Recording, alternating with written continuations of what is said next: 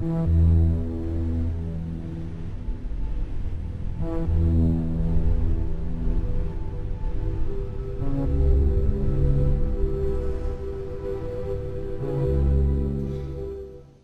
fellas, Meat Trapper here.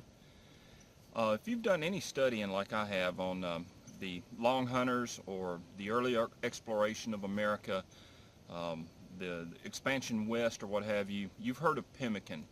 And pemmican has often been described as the ultimate trail food, and in my opinion it is the ultimate trail food.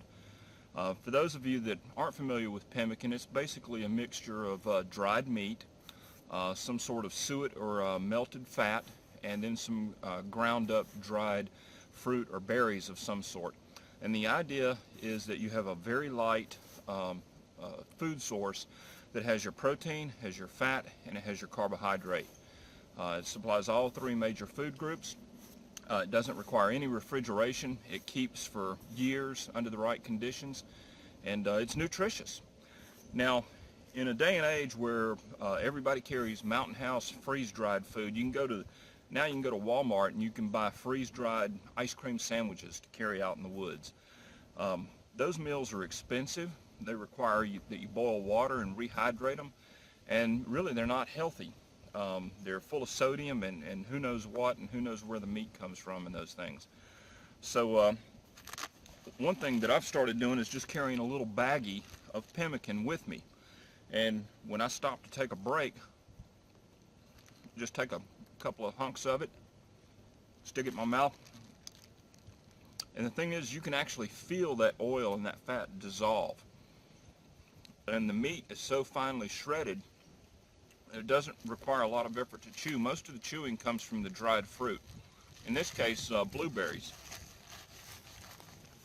And this stuff actually tastes pretty good. You can add anything you want to with it. You can put any kind of seasonings, but I like mine plain. So what I do is I use dried beaver meat that I catch on my line. I use coconut oil because I like the taste of coconut oil. It tastes good. It's very healthy for you. And in this particular batch I used blueberries that I dehydrated on my dehydrator. So I'm going to do a step-by-step tutorial. I've taken some still photos in my kitchen of the entire process. Let me show you how to make pemmican. And I think if you'll go to the trouble to make it and carry it, you will be glad you did. And a lot of that other stuff, store-bought stuff, will be a thing of the past, because I can promise you this stuff is filling. And if you had a quart bag of this, you could go out and last for days. You're going to have a full belly. You're going to not suffer from hunger pangs or anything like that. You're going to be well nourished. And another thing, instead of just eating it like this, you can take a handful of it and toss it in a stew pot and use it as the basis for a very good stew, because the meat's going to rehydrate it, so the shredded meat's going to fluff back up and rehydrate. You've got plenty of oil in there. The fruit's going to rehydrate. And so an excellent use for this on a camping trip, backpacking trip, or bushcraft trip is, let's say I shot a squirrel. I was out in the woods and I had one squirrel. I could take a pot and I could boil that squirrel to tenderize it, and then I could throw a handful of this pemmican in there and just let it simmer over the fire and have a very good, healthy meal. So anyway, enough of this. Let's get started. Now the first step in making your pemmican is to get your meat. Now I'm using boned out beaver meat from a couple of beaver that I caught last week. You can use any kind of meat that you want, but usually a red meat is the basis. The next thing you want to do is dehydrate the meat thoroughly and completely. Now I use an Excalibur dehydrator. It's served me well for many years, and this thing is a professional unit. I highly recommend it.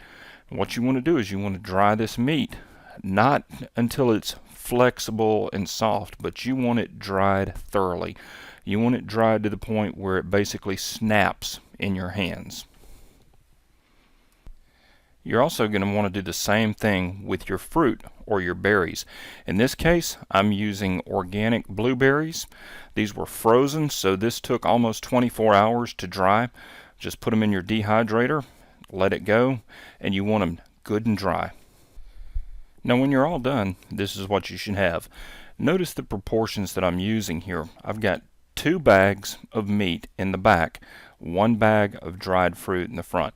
That's a proportion that I like, 2 to 1. Now in the next step, a food processor is critical because it's going to save you so much time and labor. What you do is simply put the jerky into the food processor, turn it on, and you want to chop it up to where it's not quite a powder, but you want the meat separated into individual fibers. So take a look at the consistency of this, because this is what you're looking for.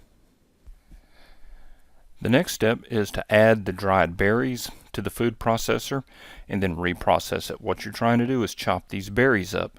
Now from my experience, they're not going to chop up as finely and as evenly as the meat, so you still may have some whole berries in there. That's fine. Don't stress about that. Now the next step is mixing in the oil.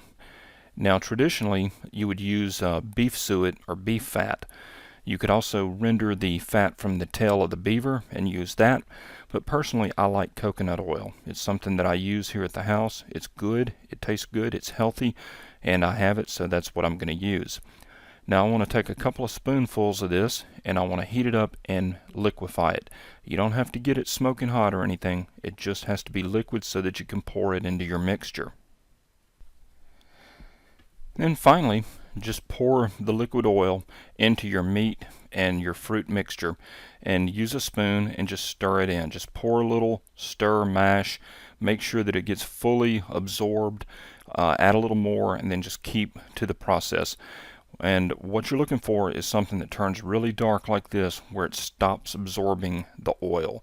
You want it fully saturated, but not oozing or dripping the oil out. Now I can't give you exact dimensions because it's going to depend on what type of oil you're using, how dry the meat is, how much meat you ended up with, how much fruit you used. But basically all you have to do is just play it by ear, keep pouring and mixing and pouring and mixing.